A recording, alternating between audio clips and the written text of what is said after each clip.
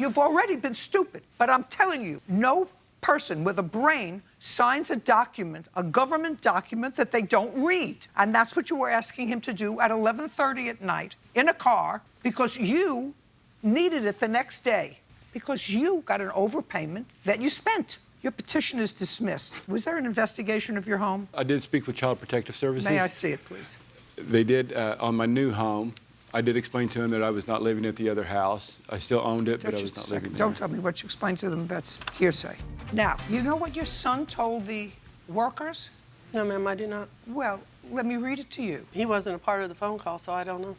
Let me just tell you Okay. what he told the workers about that night. Okay. And it's quoted. What you told me was that he was in the car, opened the car door with such force that it hit you in the stomach because you were standing in between him Yes, I was. and your son. Let me tell you what your son says to the Child Protective Service worker. Mr. Deckert, that would be your son, told Kayla, quote, tell me when, tell me when, tell me when, as he was going to pull the paper out of Mr. Dawson's hand. That's what he said.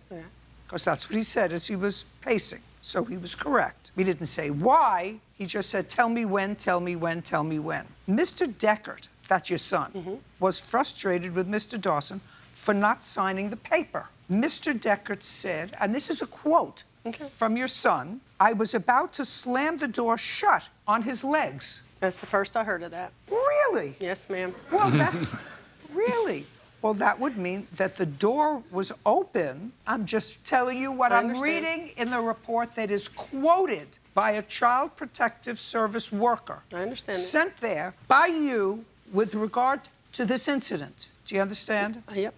You do understand, too, that this photograph, as noted in all of these reports, which is the only photograph that you show, not noted anywhere else, and it's noted here, does not show your face. No, it doesn't. That's my stomach. Does it? Just a second.